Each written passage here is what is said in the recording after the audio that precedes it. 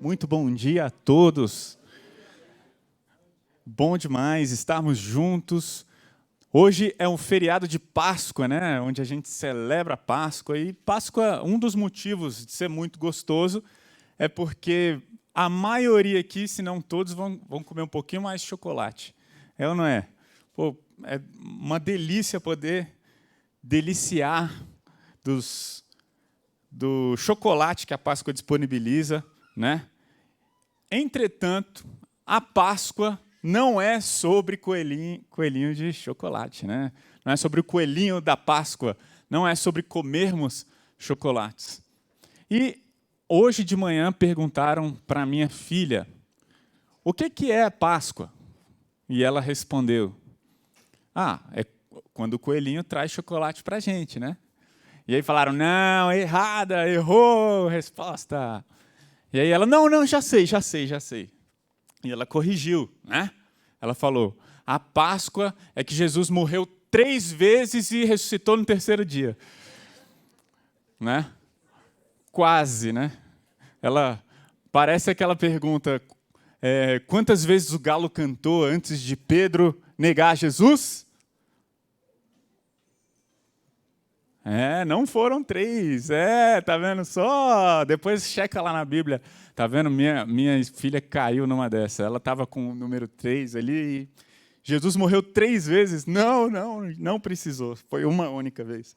Mas é isso, gente. A Páscoa, a gente celebra o sacrifício e a ressurreição de Cristo. E é interessante porque hoje nós vamos falar sobre a primeira e a última Páscoa, ok? Hoje a mensagem é para nós entendermos isso. Quando a gente entende a primeira e a última Páscoa, a gente descobre algo, que a Páscoa não tem nada de doce como chocolate. Gente, a Páscoa é amarga. A Páscoa possui uma das mensagens mais amargas que alguém poderia conhecer. Uma das histórias mais amargas do universo é a história da Páscoa. E eu queria mostrar isso para vocês, mostrando para vocês, na palavra de Deus, o que aconteceu nessa primeira Páscoa. Isso está tudo registrado lá em Êxodo, no capítulo 12.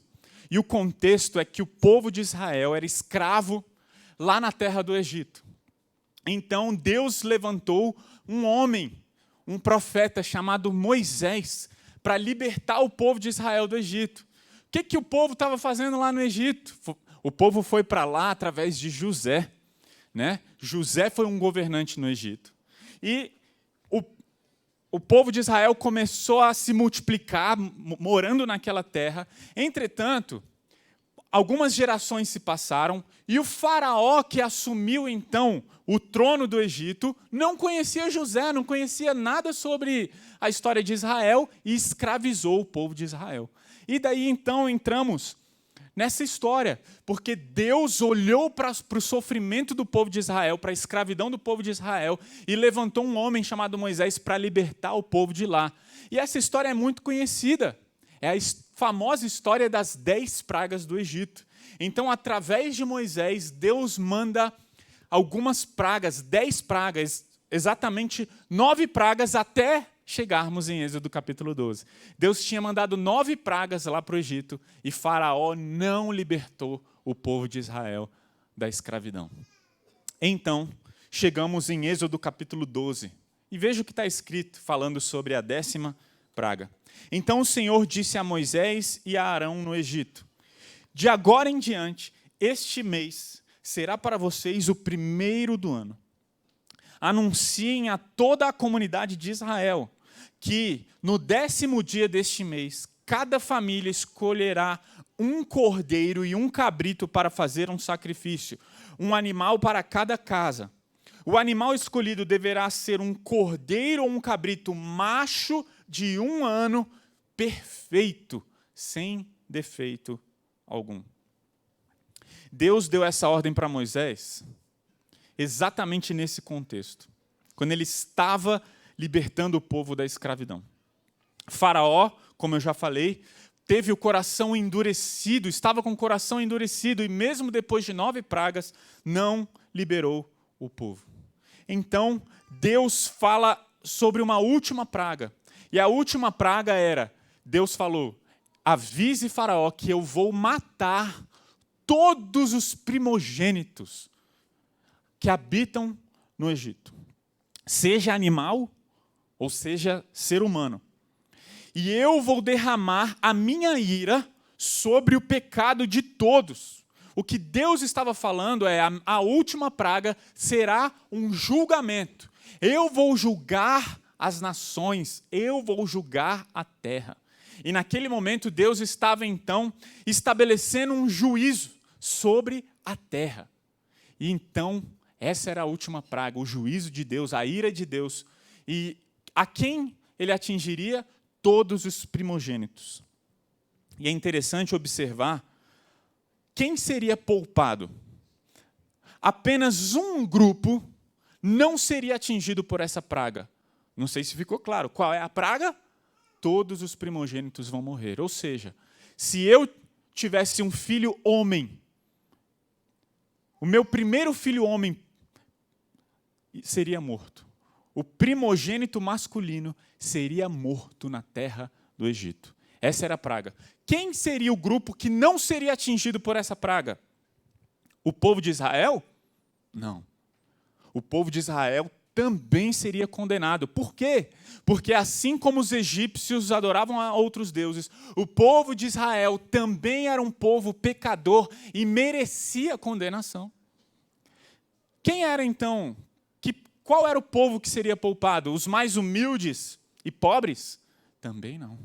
Rico, pobre, estrangeiro, todos seriam atingidos por essa praga.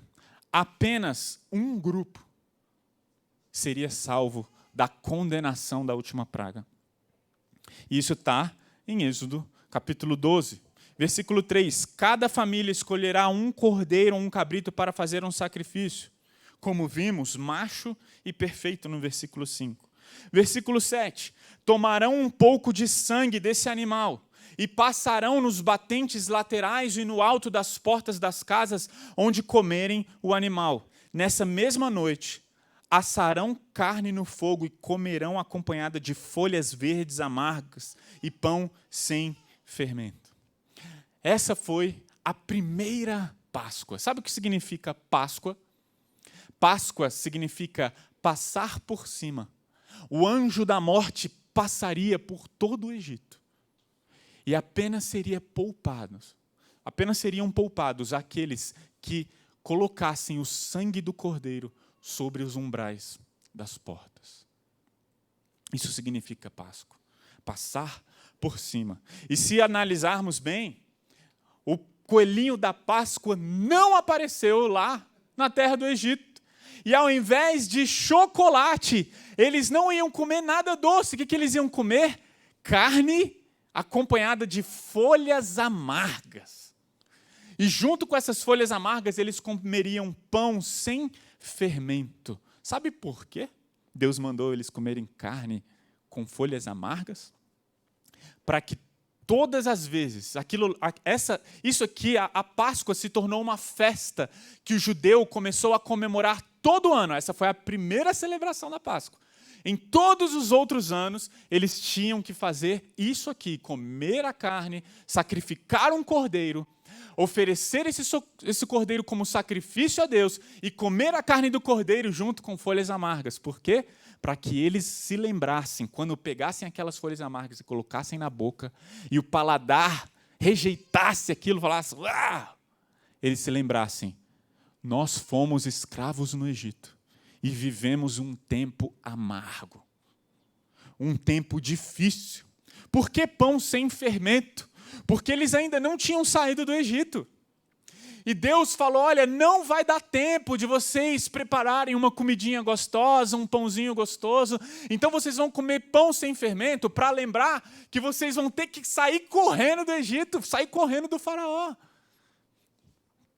E por isso eles tinham que comer de acordo com o que está escrito aqui em Êxodo 12, versículos 7 e 8. Se continuarmos o texto, leremos nos versículos 12 e 13 assim: Nessa noite passarei pela terra do Egito e matarei todos os filhos mais velhos e todos os primeiros machos dentre os animais na terra do Egito. Executarei juízo sobre todos os deuses do Egito, pois eu sou o Senhor.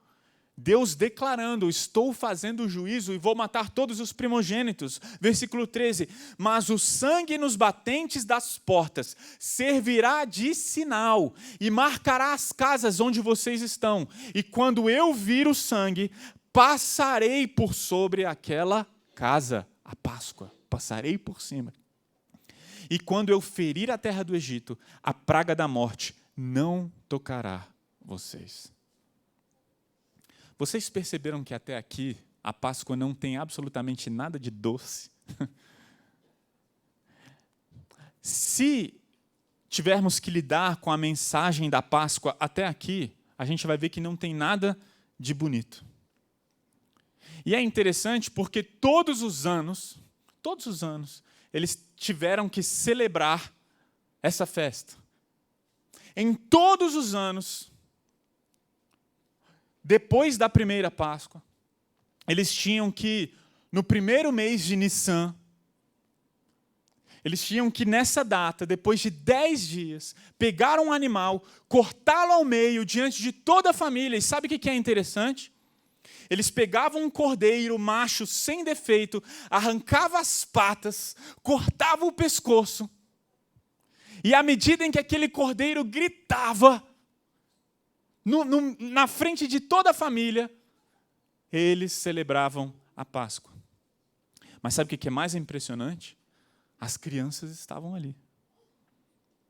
E eu fico imaginando, imaginem comigo, as crianças vendo aquele cordeiro sendo sacrificado e falando: papai, vocês estão matando a ovelhinha. E eu fico imaginando os filhos perguntando: o que está acontecendo? O que é isso?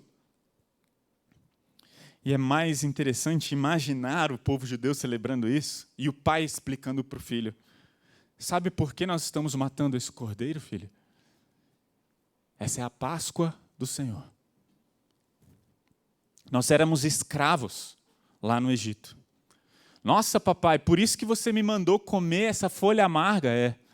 Nós vivemos tempos de sofrimento, uma vida extremamente amarga. E por isso a gente está comendo isso, meu filho. E por que o pão sem fermento, pai? É muito ruim esse pão sem fermento. Com fermento é bem mais gostoso, filho. Sabe por que a gente está comendo pão sem fermento? Para lembrar que a gente teve que sair correndo, não teve nem tempo de preparar. E por que teve que matar o cordeiro, pai? Eu fico imaginando o pai falando: ou era o cordeiro, ou era você. Se eu não matasse o cordeiro, filho, você seria morto naquela noite. Se eu não matasse o cordeiro, filho, seu irmão mais velho iria morrer. E a gente está matando esse cordeiro aqui agora, para você saber e se lembrar que Deus poupou a sua vida ou a vida do seu irmão por causa da morte do cordeiro. Sabe o que é interessante? Tudo que aconteceu aqui, em Êxodo capítulo 12, tudo que aconteceu na primeira Páscoa, apontava para a vinda de Cristo Jesus. É por isso que quando João Batista viu Jesus, o que ele disse? Esse é o Cordeiro de Deus, que tira o pecado do mundo. O que aconteceu lá no Egito era apenas um símbolo da vinda do Messias prometido, que viria como Cordeiro de Deus para morrer no lugar, não apenas de todos os primogênitos, mas no lugar de todo ser humano que é pecador. E então entendemos a última Páscoa. Essa foi a primeira Páscoa. E qual foi a última Páscoa? A última Páscoa aconteceu quando Jesus Cristo foi para a cruz e morreu. E é interessante, porque 800 anos depois da primeira Páscoa, um profeta chamado Isaías, ele narrou, ele falou com precisão como seria a última Páscoa. Você percebe como Deus é lindo, e você percebe como a palavra de Deus é maravilhosa, e você consegue entender como tudo aponta para Jesus Cristo. Isso aponta para Jesus Cristo, o Êxodo aponta para Cristo Jesus, as pragas apontam para Jesus, a última praga aponta para Jesus, é tudo sobre Jesus. E aí vem um profeta 800 anos depois e ele fala exatamente o que Jesus ia fazer e como aconteceria a última Páscoa. Isaías fala em Isaías 53 sobre 4 assuntos: encarnação, sofrimento, morte e ressurreição. A gente vai ver primeiro sobre a encarnação. Isaías 53, de 1 a 3, diz assim: quem creu em nossa mensagem, Isaías disse, a quem o Senhor revelou o seu braço forte, meu servo cresceu em sua presença como tenro broto verde, como raiz em terra seca. Foi desprezado e rejeitado, homem de dores que conhece o sofrimento mais profundo. Isaías estava falando sobre Jesus. Isaías começou a falar que Jesus ele encarnaria e ele viria como um servo. Ele viria em forma humana. E a encarnação de Jesus. O que significa a encarnação de Jesus? Jesus existe por toda a eternidade. Jesus ele é um com o Pai. Ele é Deus. Um com o Pai e um com o Espírito. E Jesus existe por toda a eternidade, e ele então decide se fazer homem. Deus encarna em corpo humano. E a encarnação de Jesus pode ser, sim, considerado o maior milagre e o maior mistério de toda a história. Porque Jesus ele era 100% Deus e 100% homem. Ele não era 200% alguma coisa. Ele era 100% Deus. É um mistério. É o que a teologia, é um dos aspectos da teologia onde é muito difícil explicar. Humanamente é impossível entender como 1 mais 1 igual a 1. É mais ou menos isso. Mas fato é que a palavra de Deus afirma, e a história mostra, as pessoas conheceram o Deus, Criador de todas as coisas, que se fez homem. E por que Jesus teve que se encarnar em corpo humano? Porque apenas através da encarnação podemos ter um substituto perfeito. Vocês se lembram quais eram as condições para o sacrifício lá da primeira Páscoa? Era necessário um cordeiro ou um cabrito macho perfeito, sem defeito nenhum. Não é? Não eram essas as condições? Por isso, para que o nosso pecado seja perdoado, é necessário um substituto adequado. Imagine minha filha cometendo um pecado. Imagine eu chegando diante de Deus e falando: Deus, vamos fazer assim, eu sei que minha filha pecou e merece condenação. Eu sei que a condenação justa para ela é a morte. Vamos fazer assim? Eu dou a minha vida no lugar da minha filha. Pode me matar. Por que que Deus não vai aceitar essa substituição? Porque precisava ser alguém que também não merecesse a morte eterna. E eu mereço a morte tanto quanto a minha filha. Eu não sou um substituto adequado para ela. Apenas Jesus viveu aqui nessa terra, viveu de maneira perfeita, sem cometer um pecado sequer. Por outro lado, a Bíblia fala que, lá em Romanos capítulo 3, versículo 23, que todos pecaram. E todos estão afastados da presença de Deus. Somente Jesus poderia nos substituir. Somente Jesus é o substituto perfeito. Isaías, capítulo 53, versículo 7, Isaías falou sobre Jesus. Ele disse, ele foi oprimido e humilhado, mas não disse uma só palavra. Foi levado como um cordeiro para o matadouro, como ovelha muda diante dos tosqueadores, não abriu a boca. Jesus é o Cordeiro de Deus. Ele é o Cordeiro Pascual. Ele é o Cordeiro substituto. E ele se fez homem. Ele é o Verbo que se fez carne e habitou entre nós, João diz. E vimos a sua glória, a glória do unigênito do Pai. Este é Jesus. Encarnado, e sem a encarnação não existe Páscoa. Isaías falou sobre a encarnação, mas ele também falou sobre o sofrimento. E a gente vê aqui que, no versículo 3, ele foi desprezado e rejeitado, homem de dores, que conhece o sofrimento mais profundo. Perceba que Jesus ele veio ao mundo não para reinar. A sua primeira vinda, ele não veio para restaurar todas as coisas. Isso vai acontecer na sua próxima vinda. Mas na sua primeira vinda, ele veio para sofrer.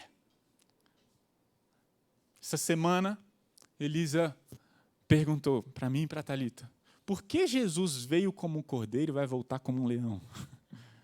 O que isso quer dizer? E Isaías explica isso. Ele veio para sofrer. Ele veio como um cordeiro para dar a sua vida. Ele falou, eu vim para servir e não para ser servido. Eu vim para me dar, eu vim para dar a minha vida, eu vim para me sacrificar. Eu escolho dar a minha vida. E ele vai voltar como o rei da selva. No caso de Jesus, o rei do mundo, o rei do universo. Por isso ele vai voltar como um leão. E ele vai reinar, ele vai sentar num trono, literalmente. E ele vai colocar todas as coisas debaixo do juízo perfeito. Mas na sua primeira vinda, ele veio como um cordeiro. E é interessante porque ele se encarnou para sofrer. E isso tira um peso das nossas costas. Sabe por quê? Porque é muito difícil lidar com o sofrimento.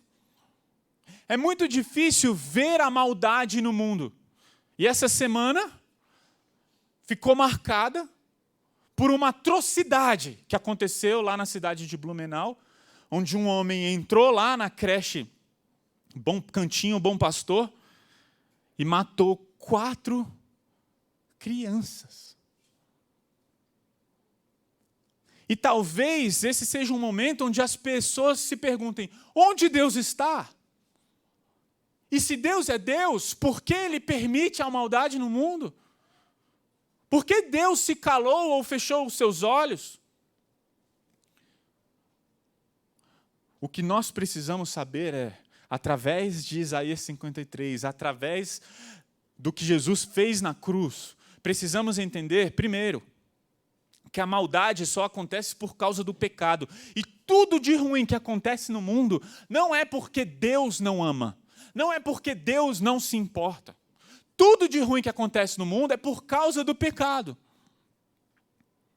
E é por isso que precisamos entender que Deus não veio resolver o problema do mundo, o problema do sofrimento, apenas vindo aqui falando, acabe o sofrimento, assim como Ele acalmou a tempestade, né? Ele foi na tempestade, estava tendo uma tempestade, os discípulos estavam apavorados, Jesus se levanta e fala, fique quieto, mar, fique quieto, ventos, se aquiete agora. Jesus ele não veio e falou assim, acabe com o sofrimento agora, e estralou os dedos. Por quê? Porque Ele veio se identificar com a gente. Onde Deus estava, no momento mais difícil da nossa vida, onde Deus estava quando eu estava em lágrimas, chorando, padecendo e sofrendo? Jesus estava planejando vir ao mundo para sofrer e suportar não apenas qualquer sofrimento, mas Ele conhece o sofrimento mais profundo que um ser humano pode ser capaz de suportar. Ele veio se identificar com a gente. Lá no Egito, na primeira Páscoa, imagine os gritos de dor e sofrimento. Imaginem os egípcios acordando e vendo o seu primogênito morto. Ele veio julgar, mas ele veio colocar fim de uma vez por todas em todo o sofrimento. Por isso Jesus teve que sofrer. Primeiro, ele teve que se encarnar para ser um substituto adequado e perfeito. E segundo, ele teve que sofrer para se identificar com a gente. O dia que você estiver mal, o dia que você estiver sofrendo, o dia que você for rejeitado, o dia que você se sentir abusado, o dia que acontecer alguma coisa terrível com você, lembre-se, Jesus experimentou um sofrimento igual ou pior do que o seu, ao ponto de suar sangue. Estudos dizem que isso só é possível no extremo de um sofrimento que um ser humano pode suportar. O dia que você olhar para o alto e falar, Deus, o Senhor não se importa com o meu sofrimento, lembre-se, Jesus experimentou algo que você está sentindo, ou pior. O sofrimento dele foi humanamente insuportável. E talvez você pense, você está falando das chicotadas que Jesus recebeu. E é por isso, sabe por que Isaías profetizou no versículo 2, aqui de Isaías 53, não havia nada belo nem majestoso em sua aparência, nada que nos atraísse. Sabe por quê? Porque quando as pessoas olharam para Jesus na cruz, com aquela coroa de espinhos, para quem já viu Paixão de Cristo, viu o seu rosto ensanguentado, transfigurado, completamente deteriorado. Aquilo ali mostra exatamente isso, algo nojento, algo que não tinha nada de belo, era feia a aparência de Jesus naquela cruz. Mas o sofrimento o maior sofrimento não é o sofrimento físico. O maior sofrimento está descrito aqui por Isaías no versículo 10. Fazia parte do plano do Senhor esmagar o seu filho e causar dor no seu filho. Uau! Quando, porém, sua vida for entregue como oferta pelo pecado. Por mais feio que seja o sofrimento físico de Jesus, por mais horrível que tenha sido aquilo, o ápice do sofrimento de Jesus foi quando o próprio Pai o abandonou, o esmagou e o fez sofrer. O sofrimento de Jesus foi terrível. Ele carregou nas suas costas toda a ira de Deus contra o pecado. Você já experimentou a ira de alguém que você ama? Já viu alguém que você ama muito ficar irado com você? Eu acho que talvez a ilustração mais adequada seja de um pai irado contra o pecado do filho. E o pai muito bravo e o filho olhando assustado. Ai, meu Deus, acho que eu deixei meu pai bravo dessa vez, né? O filho apronta, mas chega uma hora que às vezes o pai se ira contra o pecado. E ele fica bravo com o filho e eu imagino as crianças falando, agora deu ruim, né? Agora o papai ficou bravo mesmo. E sabe o que é interessante? Toda a ira contra o pecado, presta atenção, toda a ira de Deus contra o pecado caiu sobre Jesus. Você percebe o tamanho do sofrimento de Jesus? Você consegue entender um pouquinho da grandeza do sofrimento de Cristo? Jesus teve que se encarnar para ser o substituto adequado e perfeito. Jesus teve que sofrer para se identificar com a gente. Mas Jesus, ele teve que morrer. Porque se Jesus não morresse, os nossos pecados não seriam perdoados. Não estariam pagos. E talvez você tenha dificuldade com o juízo de Deus. Talvez você seja uma pessoa que fale assim: olha, eu entendo e creio que Deus é amor, mas esse negócio de Deus condenar as pessoas eternamente, eu tenho dificuldade com esse juízo. Deixa eu te fazer uma pergunta. Pense nesse assassino das crianças lá da creche de Blumenau. Pensa nele, ok? Agora, pensa que esse homem vai ser julgado. E ele chega diante do júri, ele chega diante do juiz. E é tomada uma decisão. O juiz vira e fala assim: vamos perdoar ele. Paga aqui, ó, R$ 1.500 e vamos soltá-lo. Quem aqui vai virar e falar: ah, tudo bem. Eu quero ver alguém que vai virar e pensar: não tem problema. É assim mesmo, é assim mesmo. Peraí. Ele entrou numa creche e matou 4 crianças. Brutalmente. Está todo mundo, está o Brasil inteiro gritando e clamando por justiça. Aí vem as pessoas e falam: eu não entendo esse negócio de Deus julgar as pessoas e condenar eternamente. As pessoas não entenderam o tamanho do pecado delas quando elas falam isso. As pessoas que falam uma coisa dessa, que afirmam uma coisa dessa, não entenderam o que é o pecado e contra quem ele é cometido. Vou te falar de maneira rápida por que a gente morreu. Por que a gente merece condenação eterna? E por que a gente morre física e eternamente? Porque Deus falou lá para Adão e Eva: olha, é o seguinte, vocês podem comer de todo fruto, de qualquer árvore aqui desse jardim, mas da árvore do conhecimento do bem e do mal, do fruto dessa árvore vocês não podem comer, porque se vocês comerem, certamente vocês vão morrer. E talvez você fale: por que uma punição tão grande? Por quê? Sabe por quê? Porque contra um Deus eterno e perfeitamente justo, é necessário uma condenação eterna e perfeitamente justa. E a Bíblia diz que sem derramamento de sangue não há remissão de pecados. Ou seja, para nós sermos julgados adequadamente para os nossos erros, a única coisa que resta para um juiz correto é nos condenar eternamente. Você entende isso? E é por isso que lá na primeira Páscoa era necessário matar um cordeiro. Gente, presta atenção.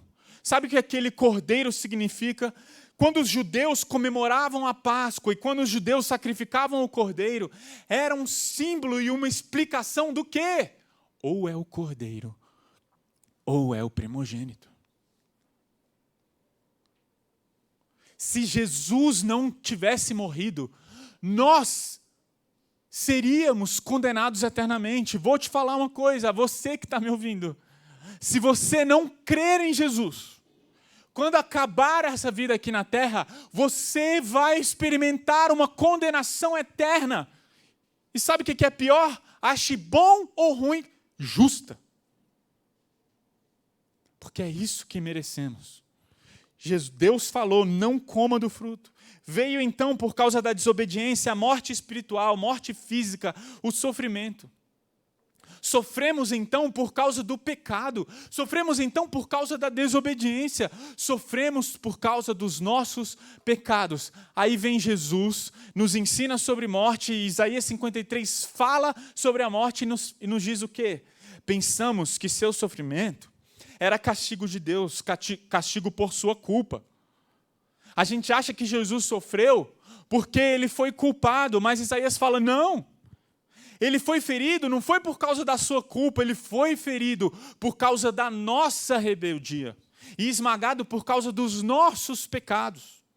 sofreu o castigo para que nós, através do castigo dele, fôssemos restaurados. E ele recebeu açoites para que nós fôssemos curados. Todos nós nos desviamos como ovelhas, deixamos os caminhos de Deus para seguir o nosso caminho. E, no entanto, o Senhor fez cair sobre ele, sobre Jesus, o pecado de todos nós. Isaías estava profetizando sobre a vinda do Cordeiro, que celebraria a última Páscoa, há 2000 anos. Mas sabe qual é a diferença do pecado? Sabe qual é a diferença do sofrimento de Jesus para nós? Primeiro, o sofrimento de Jesus foi o maior que alguém pode experimentar. Segundo, Jesus não pecou. Ele era o único que não merecia sofrer o que ele sofreu. Nós sim. Você percebe até aqui como falar sobre a Páscoa é uma coisa extremamente amarga? Você percebe como os ovos de chocolate disfarçam demais o amargor dessa mensagem? Agora preste atenção, porque se você não estiver convencido das consequências eternas do seu pecado, você nunca vai entender a necessidade de um Salvador eterno. Não existe pregação do Evangelho, não existe mensagem do Evangelho sem a compreensão do pecado. Não existe possibilidade de entendermos a graça se não entendermos o tamanho do pecado, as consequências profundas do pecado. E é por isso que em Isaías 53, de 7 a 9, Isaías disse: ele foi oprimido e humilhado, condenado injustamente, foi levado embora. Ninguém se importou de ele morrer sem deixar descendentes. Ninguém se importou de sua vida ser cortada no meio do caminho. Mas ele foi ferido mortalmente por causa da nossa rebeldia, da rebeldia do meu povo. Não havia cometido nenhuma injustiça e jamais havia enganado alguém. Ainda assim, foi sepultado como criminoso, colocado no túmulo de um homem rico. Jesus não merecia morrer. Nós, sim. Por isso, eu quero deixar aqui, no meio dessa mensagem de Páscoa amarga, no meio de tudo isso, existe a mensagem mais doce e mais maravilhosa que eu e você podemos saber.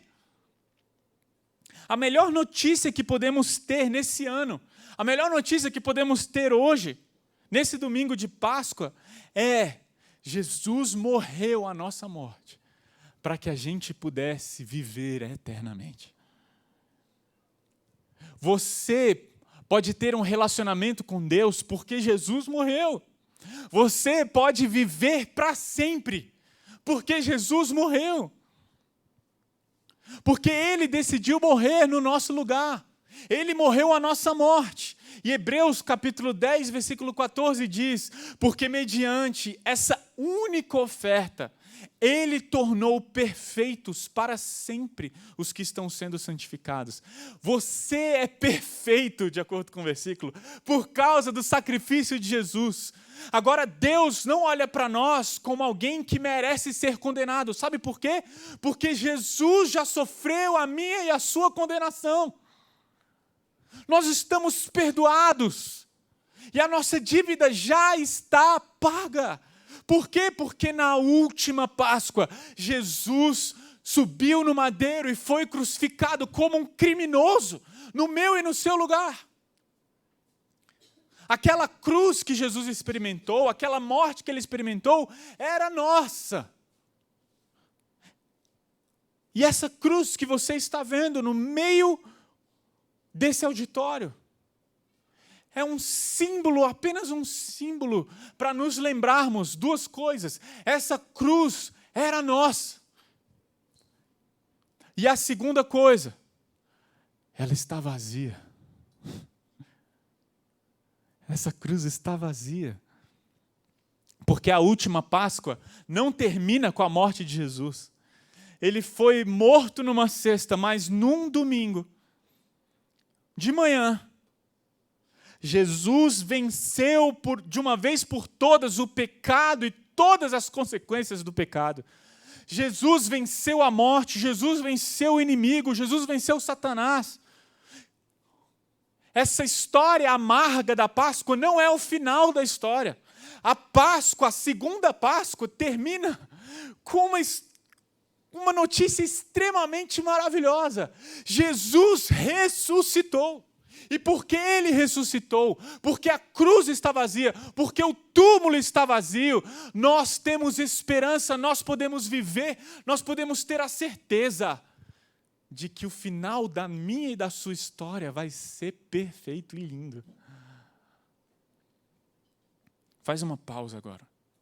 Faz uma pausa.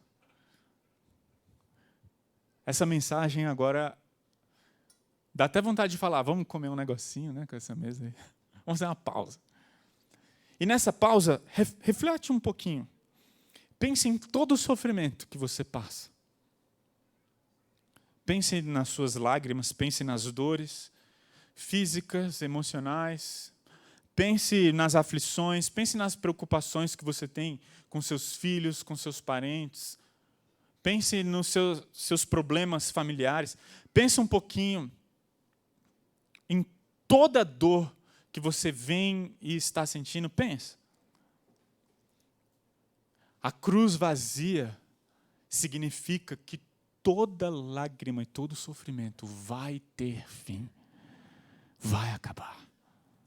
A cruz vazia é a proclamação e a declaração. A cruz vazia é a promessa de que nunca mais iremos sofrer. Nunca. A história da Páscoa termina com a melhor notícia do mundo. E Isaías fala sobre essa notícia no seu último ponto: encarnação, sofrimento, morte e ressurreição. Ele fala: fazia parte do plano do Senhor esmagar seu filho, causar-lhe dor. Quando, porém, sua vida for entregue como oferta pelo pecado, ele terá muitos descendentes. Terá vida longa. E o plano do Senhor prosperará em suas mãos. Quando ele vir tudo que resultar lá da cruz, da sua angústia, Deus Pai ficará satisfeito. E por causa de tudo que meu servo justo passou, ele fará que muitos sejam considerados justos, pois levará sobre si os pecados deles. Percebe? Deus olha para mim e para você não como um condenado que merece punição eterna.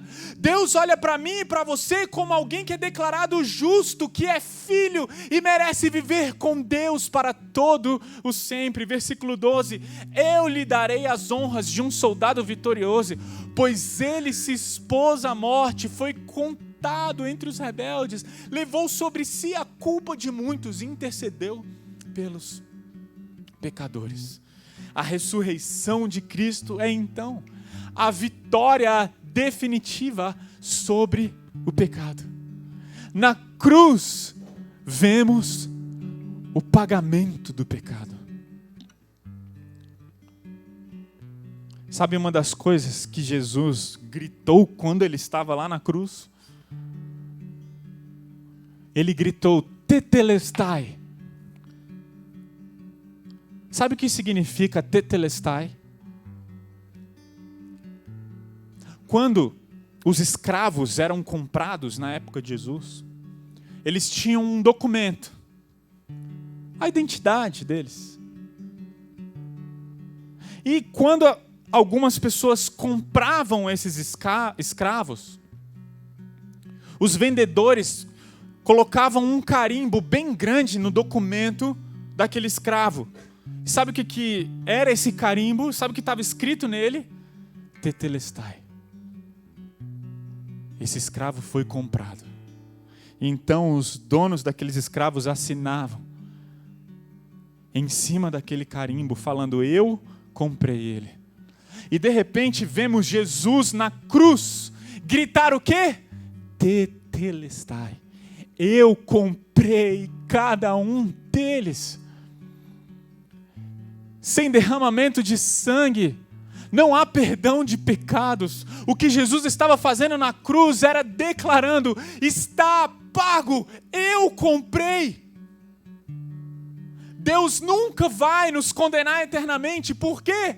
Porque Jesus já experimentou a condenação eterna, a nossa condenação na cruz. Jesus sofreu, Jesus ressuscitou para falar que tudo que foi manchado pelo pecado será restaurado. Por isso que 1 Coríntios diz: e se Cristo não ressuscitou, a fé que vocês têm é inútil. E vocês ainda estão em seus pecados, mas Cristo de fato ressuscitou dos mortos. E sabe qual é a consequência da morte e ressurreição de Cristo? Paulo diz: ó morte, onde está a sua vitória? Ó morte, onde está seu aguilhão? O pecado é o aguilhão da morte que nos fere, e a lei é o que torna o pecado mais forte. Mas graças a Deus que nos dá a vitória sobre o pecado e sobre a morte, por meio do nosso Senhor Jesus Cristo. Que promessa maravilhosa. Sabe a dor que você sente? Sabe as dores físicas que você sente às vezes durante a semana? Talvez você tenha dores crônicas. Talvez você tenha dores de cabeça, dores no corpo. Sabe essas dores? Existe uma promessa que essas dores vão acabar. Sabe as dores emocionais que você sente? Existe uma promessa. Elas vão ter fim. Sabe as rejeições que você sofreu ao longo da vida? Existe uma promessa. Você nunca mais vai experimentar a dor de um abandono ou de uma rejeição. Sabe as dificuldades de relacionamento? Um dia vão acabar completamente. Por quê? Porque Ele ressuscitou. Porque a cruz está vazia. E porque a cruz está vazia, o pecado foi vencido. E o maior inimigo de todos, a morte, foi vencido quando Cristo ressuscitou. Talvez algumas pessoas questionem a Deus: onde está seu amor, Deus? Por que o Senhor deixou meu parente morrer? Por que o Senhor deixou aquela pessoa que eu tanto amo morrer? Por que você tirou a vida dos meus filhos? Por que aquele parente ou amigo está sofrendo tanto? Onde você está? Por que eu fui tão rejeitado? Onde você estava diante da minha rejeição? Onde você estava, Deus, quando eu estava sofrendo terrivelmente? Por quê? Por quê? Olha para a cruz vazia. E lembre-se que na cruz Deus estava restaurando toda a história, toda a dor de toda a humanidade, porque as consequências do pecado de todo o mundo caiu sobre Cristo. Aleluia! Jesus precisava encarnar, sofrer, morrer e ressuscitar. E é por isso que muitas pessoas não entenderam a declaração de um dos pais do garotinho que morreu lá em Blumenau essa semana. Um dos pais foi em rede nacional, em rede pública, e falou: eu perdoo o assassino. Está tudo certo, ele está perdoado. E os comentários das pessoas em redes sociais foram: ele não entendeu o que aconteceu.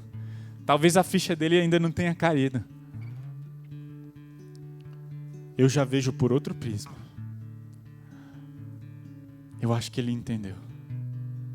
Eu acho que ele está sofrendo a morte do filho, mas pecadores perdoados perdoam. Entretanto, pecadores perdoados não precisam temer a morte, ainda que seja a morte do próprio filho. E é isso que o Evangelho faz. Ele muda não apenas a nossa vida futura, mas ele muda a maneira como lidamos com sofrimentos agora, presentes, terrenos. E esse é o paradoxo da Páscoa. A mensagem mais amarga e mais doce que a gente pode conhecer é a mensagem da Páscoa. É uma mensagem tenebrosa. Nós merecemos condenação eterna. Mas é uma mensagem de muito amor. Nós fomos amados e alguém pagou a nossa morte por nós. Uau! Que coisa linda!